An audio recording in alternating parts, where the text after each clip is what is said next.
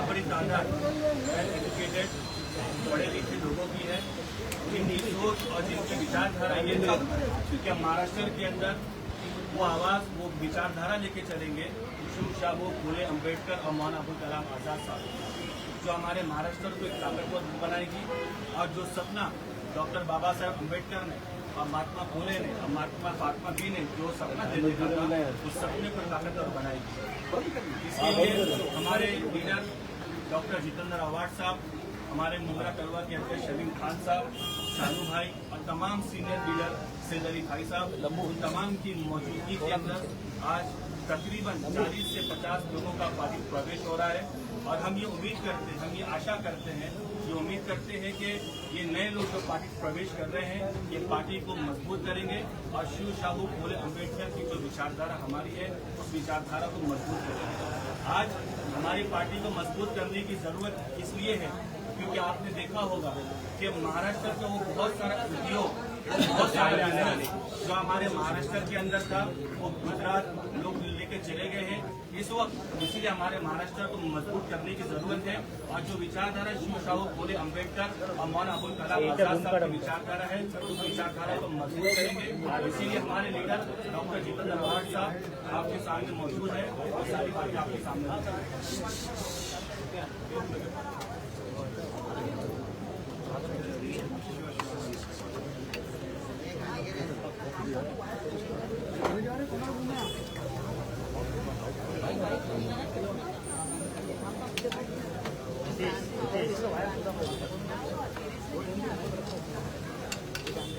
चलो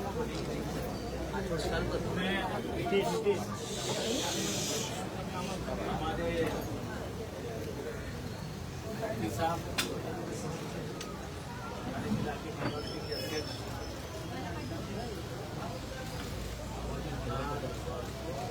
जिनसे काम करने वाले हमारे बड़े नेता है, आज के माध्यम से 100 से ज़्यादा लोग और उनके साथ जुड़े हुए लोग राष्ट्रवादी कांग्रेस में शरद पवार जी में प्रवेश कर रहे हैं, पार्टी में प्रवेश कर रहे हैं। मैं तहे दिल से उनका स्वागत करता हूँ। जैसे कि उन्होंने अपने भाषण में कहा कि हमारी विचारधारा ये महाराष्ट्र की विचारधारा, सभी धर्मियों को, सभी जातियों को, सभी वर्गों को, महिलाओं को, सभी को साथ में लेके चलने की हमारी विचारधारा है।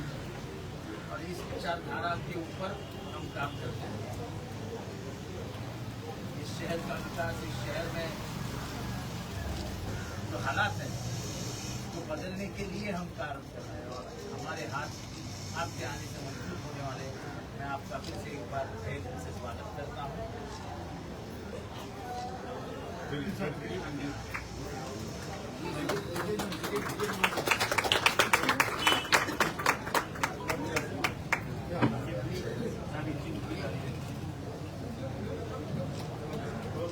समोर जिसका हो जाओ हट जाओ सर, समोर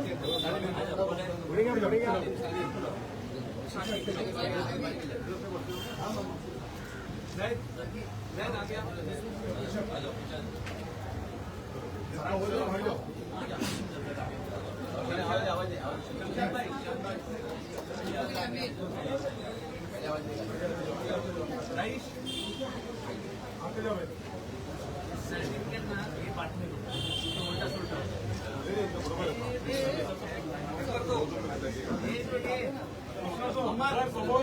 समोर समोर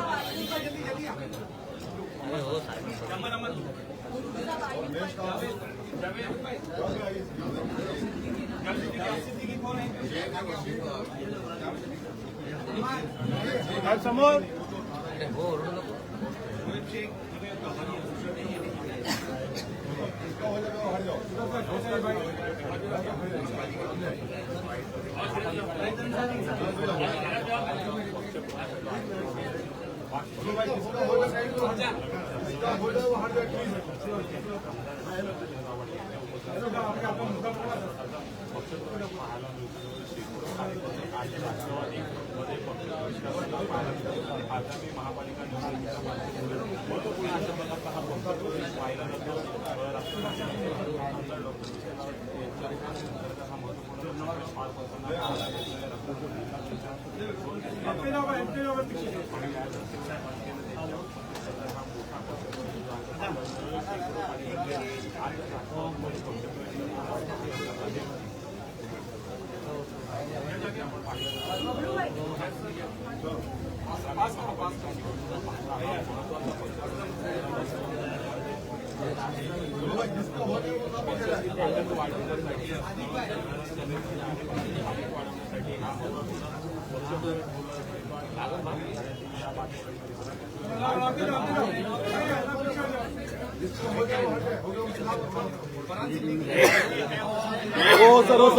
सर आहे सर खुर्ची आहे सर खुर्ची बसायला खुर्ची आहे मागे साहेब आवाज येणार नाही आवाज येणार नाही लय मोठा बंडल आहे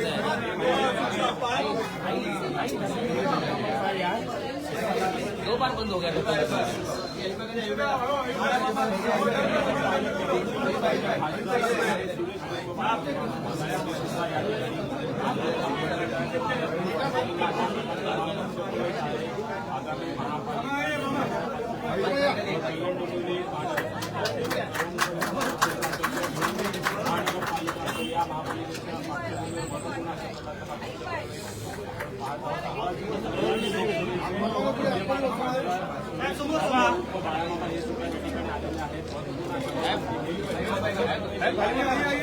मोठा बंडल आहे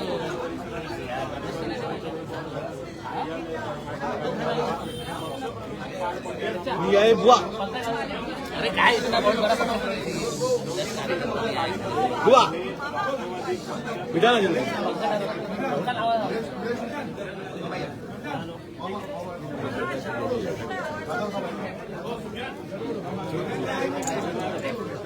दो बार हलाने पकड़ में खड़ा हो वो हला मत ना फिर वो हला मत से वो जो करने का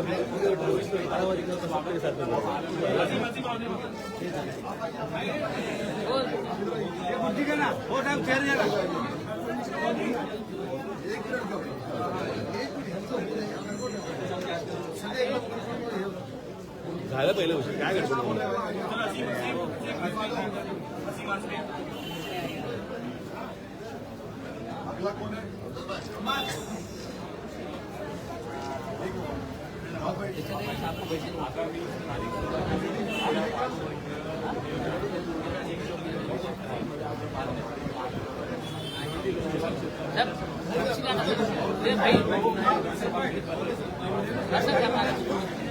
भाई खुर्ची का भाई खुर्ची का हिंदी भाषी सर हिंदी भाषी खुर्ची तर घ्या तिथे बाकी ठेवली आपण सर आहे सर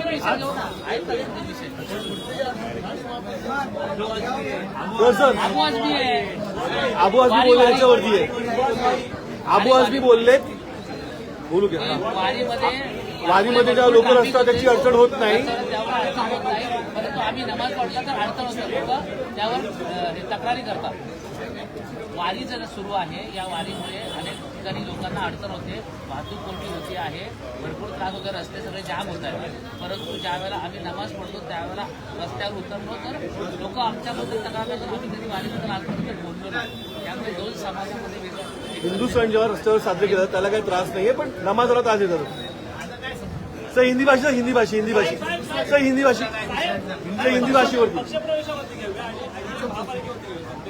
आणि हिंदी भाषी सर हिंदी भाषी हिंदी भाषी हिंदी सक्ती बोले सर सर खुर्ची घ्या सर खुर्ची पुढे हे मागे घ्या मागे घे ना त्याला मागे घे ना त्याला मागे घे ना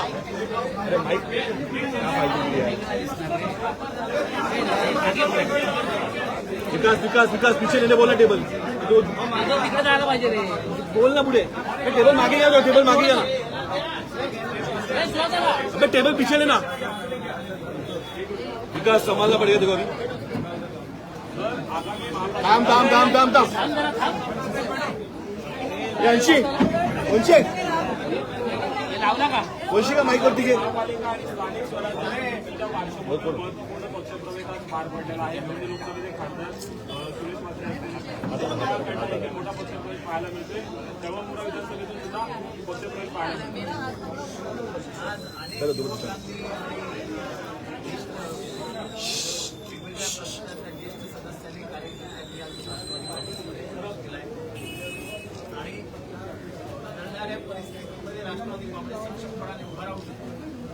त्यांच्या समस्या होऊ शकतो असं लोकांना विश्वास आहे. सर, गेल्या काही दिवसांपूर्वी काही नगरसेवकांनी जे आहे ते शिवसेना धनुष्यबाण हाती घेतलं होतं, त्यामुळे पूर्वीचे जे शिवसैनिक आहेत ते इच्छुकमध्ये होते, त्यांच्यामध्ये कुठे नाराज दिसते, तर भाजपमध्ये देखील नाराज दिसते. त्यामुळे येत्या काही दिवसात आणखी पक्ष बळी पडतील.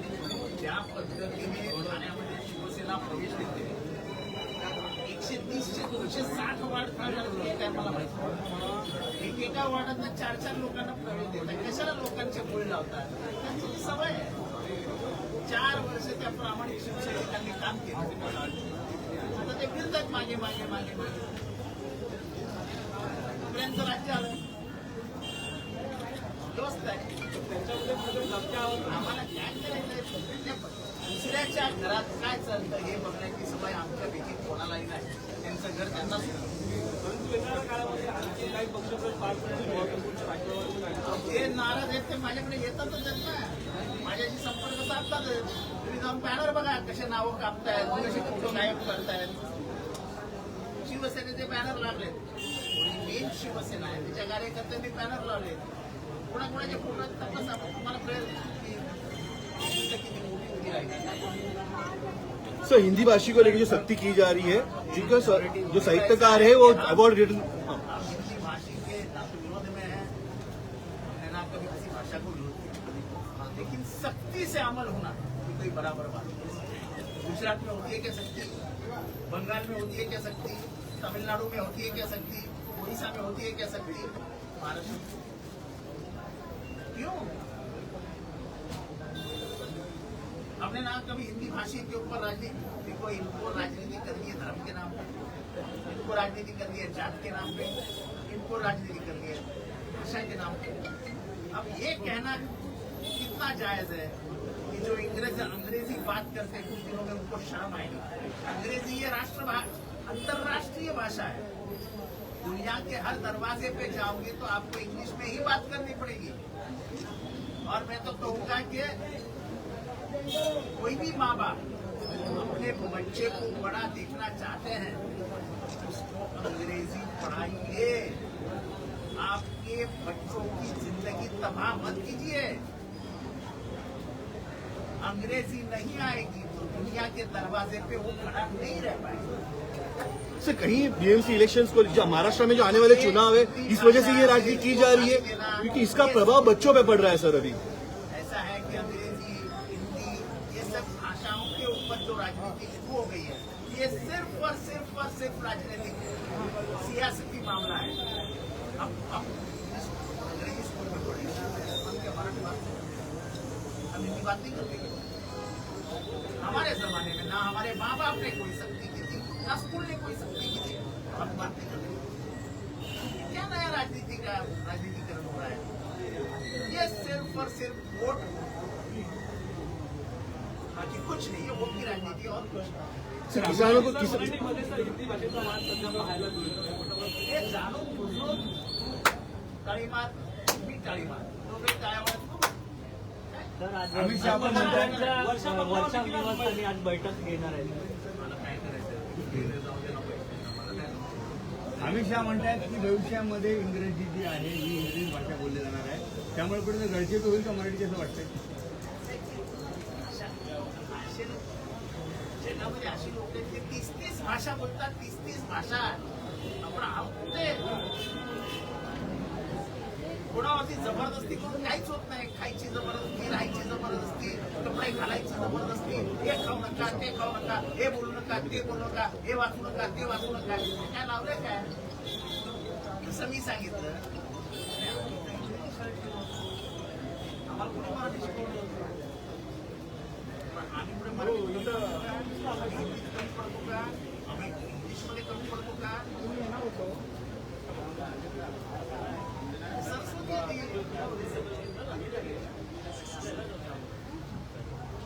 मुक्त शिक्षण व्यवस्था आहे. कशाला जबरदस्ती करता? 3 भाषांची जबरदस्ती तुम्ही करणार. जबरदस्ती करू नका. आई वडिलांना शिक्षकांना जे शिकवायचं शिकतात. हे बोलणं अशी बोलणाऱ्यांना लाज वाटेल. कशाला लाज वाटेल? असेल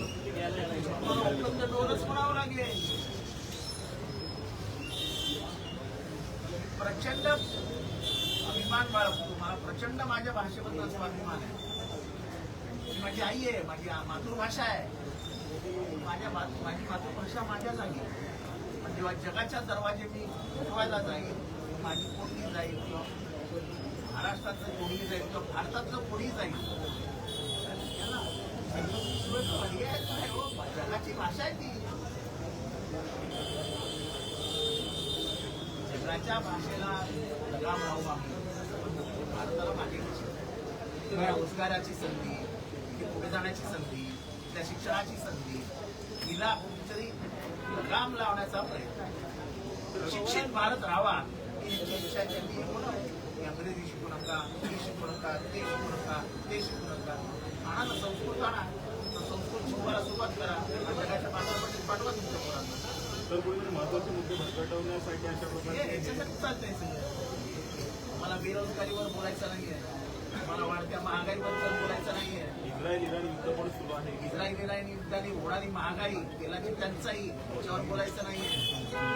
पुढच्या काही दिवसांमध्ये पेट्रोल डिझेलचा भडका उडणार आहे, भडका तिचा आपल्याला त्याच्यावर बोलायचं नाही. आपल्याला मूळ मुद्दे जे आहेत त्याच्याबद्दल समाजाला बाजूला करायचं. आणि समाज पण हिंदी, मराठी, इंग्लिश बॉक्सिंग करत राहतो.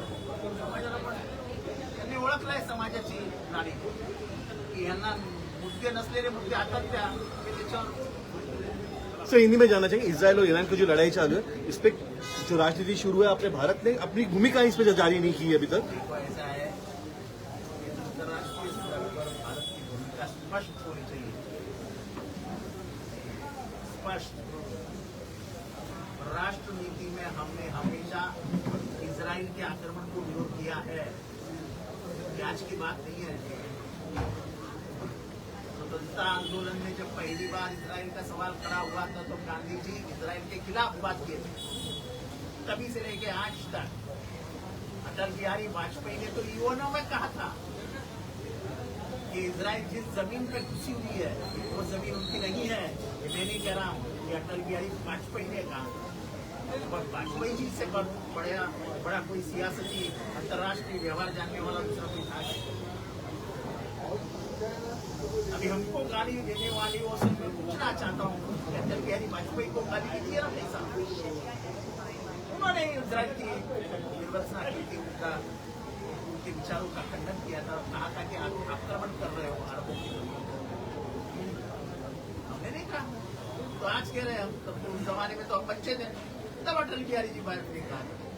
सर ट्रम्प कह रहे थे कि हम विश्व में शांति लेके आएंगे. अब वो खुद इस युद्ध में आ गए. अब भारत में भी उनका सबसे बड़ा रोल था. अशांति फैलाने वाला आदमी अगर कोई है वो ट्रम्प है.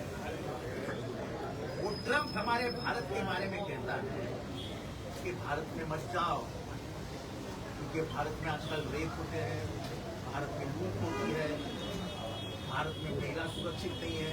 तो हमारी जितनी भी टूरिस्ट इकोनॉमी है, टूरिस्ट के ऊपर जो हमें पैसा मिलता है उसका खत्मा करने का काम अमेरिका कर रही है. उसके बारे में सोचती हूँ. अमेरिका का आज के तारीख में उठाया गया हर कदम भारत के विरोधी है. वो पाकिस्तान, माय फ्रेंड, पाकिस्तान को पैसे देता है. हम कैसे उसको अपना मित्र माने? एक तरफ पाकिस्तान उसके पहलगाम में लोगों को मार रहा है और दूसरी तरफ पाकिस्तान, अमेरिका और यूएनओ तो पैसे, IMF पैसे दे रही है पाकिस्तान को.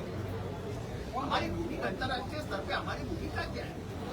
सर इंडिया अलायंस की भूमिका क्या रहेगी आने वाले पार्लियामेंट सेशन में? क्या वो एकजुट रहेंगे इस मामले में? सर तो किस तरीके से आप विरोध करना चाहोगे इस चीज को? मैं ना तो सांसद, ना मैं संसदीय पार्टी का ये सवाल मुझे लागू ही नहीं होता. जर पवारांना सोडलं ही चूक म्हणजे घुसमट होते असं नाही. मी माझी भूमिका स्पष्टपणे मांडली. होय पवार साहेबांना सोडणं चुकीचं, परंतु मी कधीही त्यांच्यावर टीका नाही केली असं भास्कर जाधव नावाने सांगितलं. ठीक आहे ना, असं आहे की एवढी कबूल केलं आणि मनाचा मोठेपणा आहे. माझं मोठेपणा आहे. पवार साहेबांनी त्यांना प्रदेशाध्यक्ष केलं, त्यांना आमदार केलं. त्यामुळे आता हा गत इतिहास आहे.